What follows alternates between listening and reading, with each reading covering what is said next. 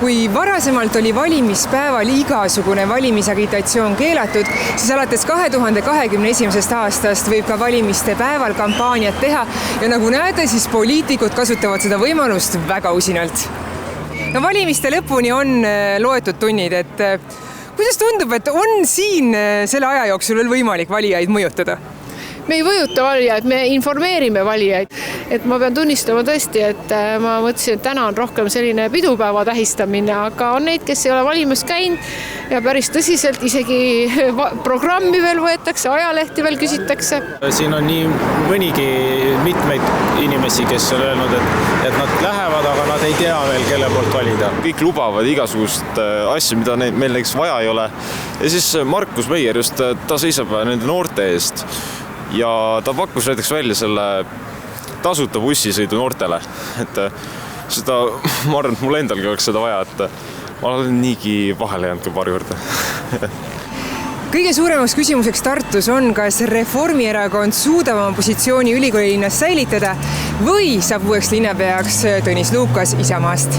No, kuidas tundub praegu, et Isamaa Reformierakonna seis on väga-väga tasavägine Tartus, et kumb siis ikkagi täna õhtul need valimised võidab?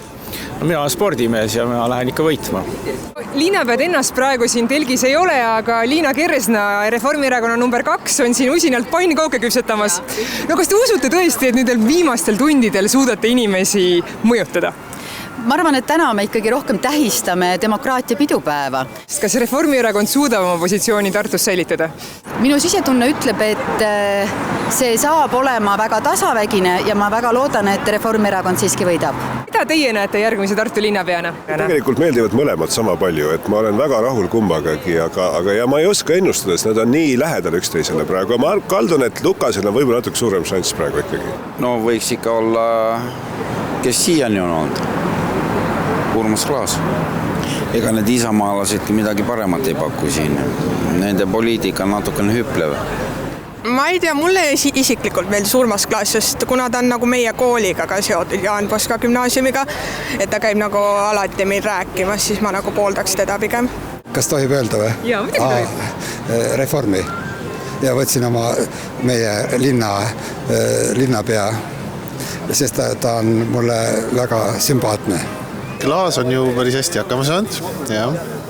Aga Lukas on ka väga sümpaatne, et ongi küsimus, et ei oska.